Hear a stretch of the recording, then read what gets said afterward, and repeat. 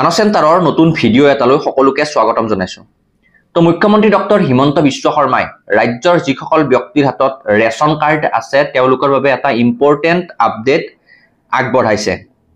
তো মুখ্যমন্ত্ৰীয়ে তেখেতৰ টুইটাৰ বা ফেচবুক পোষ্টত এক বিশেষ ঘোষণা কৰিছে, যিসকল ব্যক্তিৰ ৰেচন কাৰ্ড আছে তেওঁলোকৰ বাবে এটা বিশেষ সুবিধা মুখ্যমন্ত্ৰীৰ ফালৰ পৰা ঘোষণা কৰা হৈছে। তো যেহেতু বৰ্তমান মহাবিদ্যালয় বা বিশ্ববিদ্যালয়সমূহত এডমিশনৰ সময় চলি আছে, যথেষ্ট সংখ্যক ছাত্ৰ ছাত্ৰী আছে যিসকলে হায়াৰ সেকেন্ডাৰী ডিগ্ৰী নাইবা মাষ্টাৰ ডিগ্ৰীত তেওঁলোকে নতুনকৈ এডমিশন ল'বলৈ আগবাঢ়িছে। তো অসম চৰকাৰৰ এখন আঁচনি আছে প্ৰজ্ঞান ভাৰতী আঁচনি, যিখন আঁচনিৰ অধীনত নিৰ্দিষ্ট কিছু সংখ্যক ছাত্ৰ ছাত্ৰী, দৰিদ্ৰ পৰিয়ালৰ ছাত্ৰ ছাত্ৰী তেওঁলোকক চৰকাৰৰ ফালৰ পৰা সম্পূৰ্ণ বিনামূলীয়াকৈ এডমিশনৰ সুবিধা প্ৰদান কৰি অহা হৈছে। তো এই যিখন আঁচনি প্ৰজ্ঞান ভাৰতী আঁচনি, এই আঁচনিখনৰ অধীনত যিসকল পৰিয়ালৰ পিতৃ মাতৃৰ বাৰ্ষিক আয় 2 লাখ টকা বা তাতকৈ কম, তেওঁলোকে যদি আয়ৰ প্ৰমাণ পত্ৰ উলিয়াই মহাবিদ্যালয়সমূহত দাখিল কৰে, তেন্তে তেওঁলোকৰ ছাত্ৰ ছাত্ৰীৰ যি এডমিশন সেয়া সম্পূৰ্ণ বিনামূলীয়া হয়।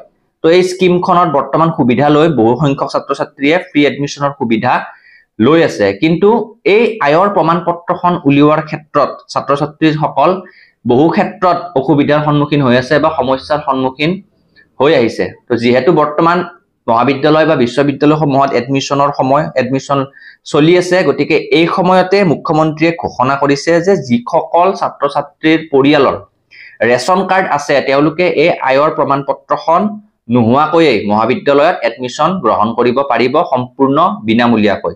তো আয়ৰ প্ৰমাণ পত্ৰৰ পৰিৱৰ্তে ৰেচন কাৰ্ডখন যদিহে দাখিল কৰে ছাত্ৰ ছাত্ৰীসকলে তেওঁলোকৰ বিনামূলীয়া এডমিশন ল'ব পাৰিব।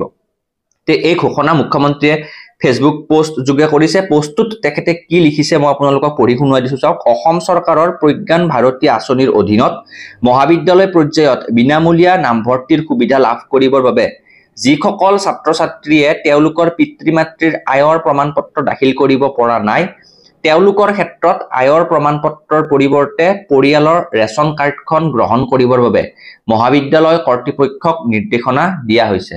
তো মুখ্যমন্ত্ৰীয়ে ফেচবুক পোষ্টৰ জৰিয়তে এই কথা ঘোষণা কৰিছে যে এতিয়াৰে পৰা যদি আয়ৰ প্ৰমাণ পত্ৰ ইনকাম চাৰ্টিফিকেটখন উলিওৱাত অসুবিধা পায়, তেন্তে এই ৰেচন কাৰ্ডখন দাখিল কৰিলেও আপোনালোকৰ ছাত্ৰ ছাত্ৰীখিনিৰ সম্পূৰ্ণ বিনামূলীয়া এডমিশন হৈ যাব। তো যিসকল দৰিদ্ৰ ছাত্ৰ ছাত্ৰী আছে তেওঁলোকৰ বাবে এই বিশেষ ভিডিঅ'টো, আৰু তেওঁলোকৰ সুবিধা হোৱাকৈ আপোনালোকৰ যদি ওচৰত তেনেকুৱা চিনাকি আছে সকলোৰে সৈতে ভিডিঅ'টো শ্বেয়াৰ কৰি দিলে তেওঁলোক উপকৃত হ'ব।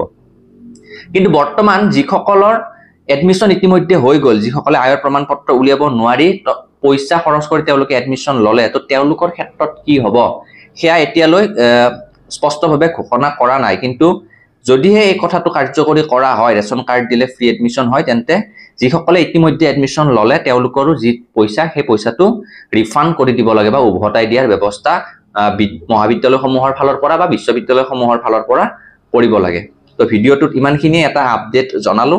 যদিহে ভাল পালে তেন্তে লাইক কৰিব, আৰু যিসকলৰ সহায় হ'ব পাৰে তেওঁলোকৰ সৈতে ভিডিঅ'টো আপোনালোকে শ্বেয়াৰ কৰিবলৈ নাপাহৰিব।